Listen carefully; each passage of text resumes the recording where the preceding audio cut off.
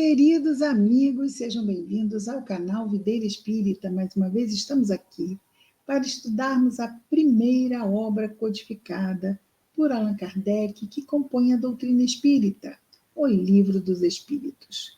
Atualmente estamos no livro segundo. Este estudo fazemos diariamente, durante mais ou menos 15 minutos. E estamos no livro segundo desta obra, que é composto este livro segundo por 11 capítulos. O livro segundo trata do mundo espiritual ou mundo dos espíritos. E estamos no capítulo 7, que trata aqui do retorno à vida corporal, ou seja, da reencarnação. O nosso subitem, que começamos ontem, trata de idiotismo e loucura. Claro que os termos que aqui são trazidos são termos já em desuso, mas trata dos desequilíbrios mentais, não é? Dos transtornos. E na questão 372, pergunta Kardec aos espíritos superiores: qual é o objetivo da providência ao criar seres infelizes como os cretinos e os idiotas? Mais uma vez, né? Temos aqui limitações da expressão da inteligência.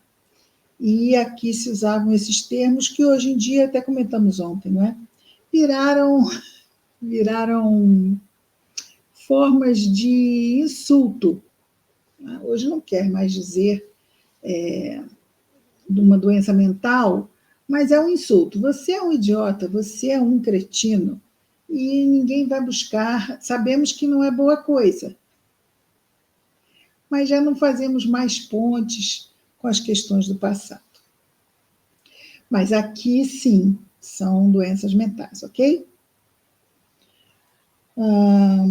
Então, qual é o objetivo da providência divina em permitir que existam pessoas sofrendo por doenças mentais? Resposta dos espíritos: são espíritos em punição que habitam corpos de idiotas. Esses espíritos sofrem pelo constrangimento que experimentam e pela impossibilidade em que estão de se manifestarem por meio de órgãos não desenvolvidos ou defeituosos. Então, vamos abstrair esse termo, tá? E vamos pensar aqui em algum comprometimento dos órgãos do sistema nervoso central na manifestação da inteligência. O termo punição talvez não seja assim um termo também hoje bem cunhado para o nosso entendimento de hoje, mas são necessidades reencarnatórias desses espíritos, como assim, com todas as nossas limitações. Esse é um tipo de limitação, ok? Existem outros tantos tipos de limitação, cada um nos chega com vistas a atender a nossa necessidade reencarnatória. Não existem provas melhores ou piores, nem espíritos melhores ou piores. Vamos pensar na lei da igualdade. Todos nós somos iguais. Todos somos iguais. Muitas vezes nós achamos que uma prova é pior que a outra porque não está batendo na nossa vida. Mas se estivéssemos vivendo, poderíamos achá-la pior do que todas. Por quê? Porque estamos sofrendo. E não gostamos de sofrer limitações ou dores. Então, com certeza, não vamos subestimar nenhum tipo de dor. Todas as dores são importantes. Todas as dores são importantes e todos nós carecemos de respeito e consideração nas nossas necessidades reencarnatórias, assim como os espíritos superiores têm por todos nós, não é? Todo esse respeito pela nossa dignidade como seres humanos, não é? É claro. mas somos herdeiros de nós mesmos. Fato. As nossas necessidades reencarnatórias, elas são criadas a partir das nossas escolhas, certo? Boas ou más. Vão nos, muito mais, nós como espíritos imperfeitos, que precisamos superar as nossas imperfeições. É claro que toda vez que fazemos mais escolhas, elas nos voltam como expiações, a fim de que aprendamos a não fazermos mais essas escolhas negativas. Aprendamos, superemos, progridamos. Vamos então para 372A. Então, não é exato dizer-se que os órgãos nada influem sobre as faculdades? Nunca dissemos que os órgãos não têm influência. Ora, é óbvio que se há uma paralisia cerebral, o órgão está ali com um problema e o espírito, por este órgão estar lesionado, houve uma paralisia cerebral, ele não consegue se manifestar de forma mais plena. É um problema que houve no órgão. Mas os problemas do nosso organismo não são aleatórios. De novo, são o quê? Nossas necessidades reencarnatórias. Gosto muito mesmo deste termo.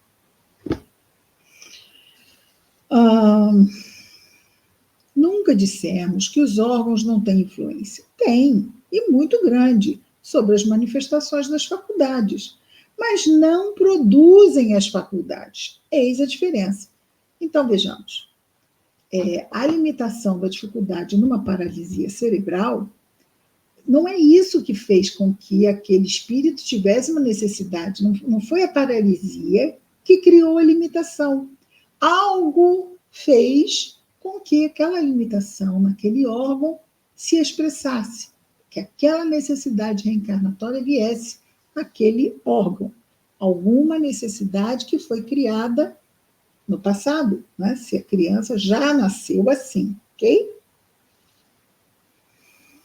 Um bom músico, como um bom músico com um instrumento ruim, o cérebro danificado, não produzirá boa música, o que não o impede de ser um bom músico, ok? Então, muitas vezes, uma limitação na expressão não quer dizer que o espírito esteja limitado, é simplesmente uma limitação da expressão.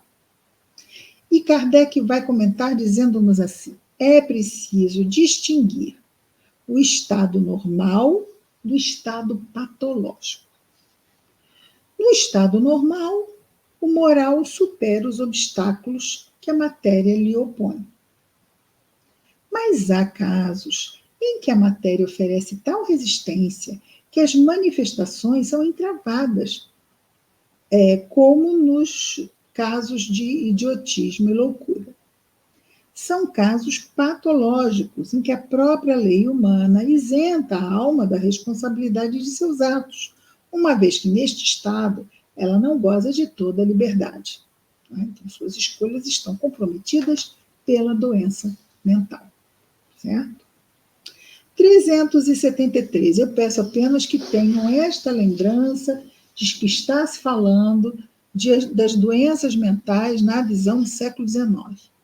Então, vamos guardar assim, essas proporções aqui da carne, mas vamos ficar com a interpretação moral e espiritual da situação. 373.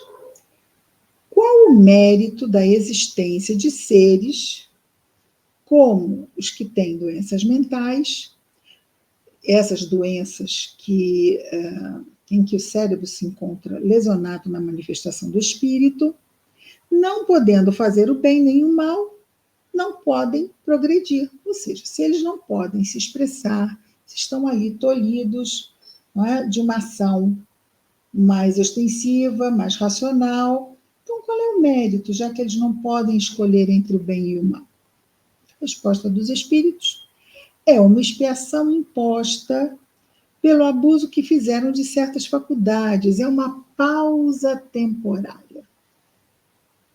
Vai lá para cá, cadeirinha do pensamento. É uma pausa. Mas o que pode provocar isso? Inúmeras coisas. Inúmeras coisas. Um trauma, onde o espírito entra num looping de repetição, ele tem que quebrar esse looping. Por exemplo, um espírito suicida que não consegue reencarnar sem se suicidar. Divaldo Franco conta um caso desse tipo, de um espírito que entrou, por quê? Porque o suicídio ele traumatiza a mente, não é? Pode acontecer de haver uma repetição e às vezes o espírito não consegue, isso é raro, mas acontece. E aí ele vai vindo com limitações de ação. Ah, então todos os espíritos que têm limitação de ação são suicidas? Não, estou colocando apenas um exemplo de muitas das situações, ok? Então, neste exemplo, uma de muitas possibilidades, pode chegar um momento em que, ele mesmo conta o caso, não é, de um espírito que mesmo paraplégico, ele vai se arrastando.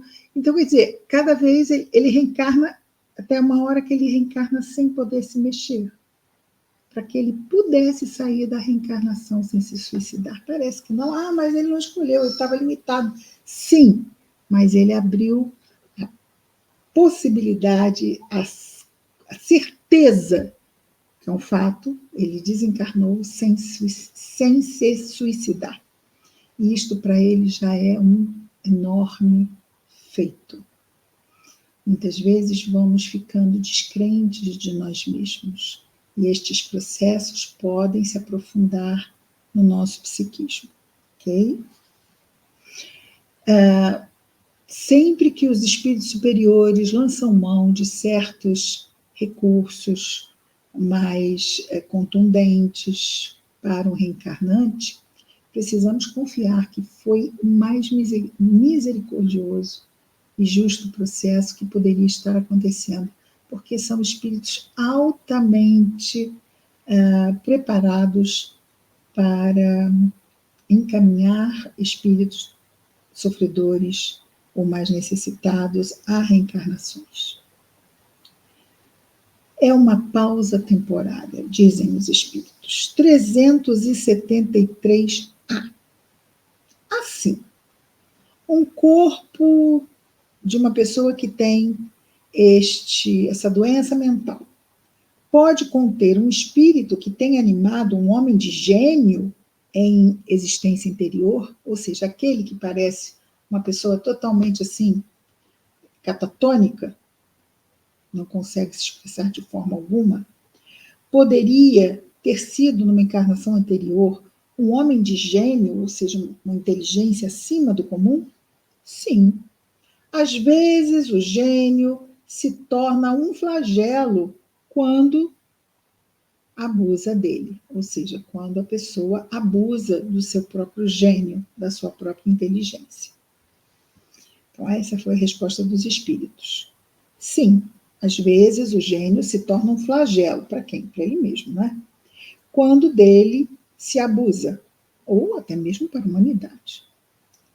Kardec comenta essa resposta dizendo assim: nem sempre a superioridade moral guarda proporção com a superioridade intelectual, e os grandes gênios podem ter muito que expiar.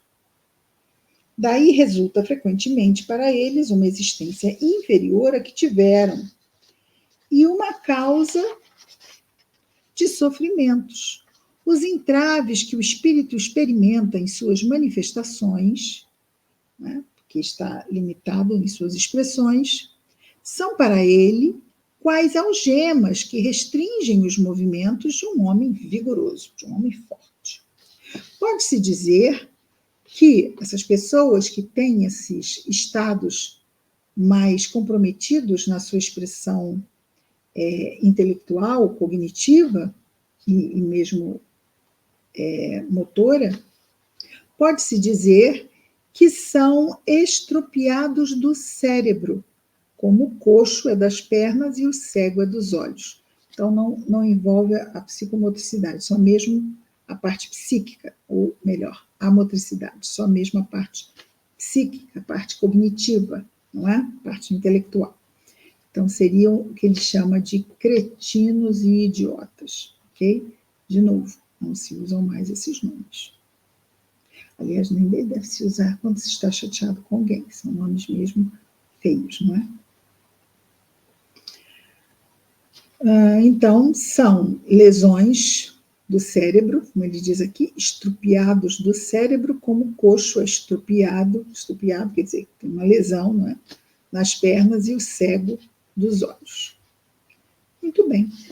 Vamos parar então nessa 373 e amanhã damos continuidade a esse tema, que não é um tema fácil, até porque temos que fazer essa leitura mais atualizada e isso exige um pouco, não é?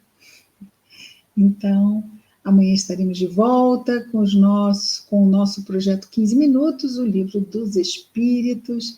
Até amanhã, muita paz a todos.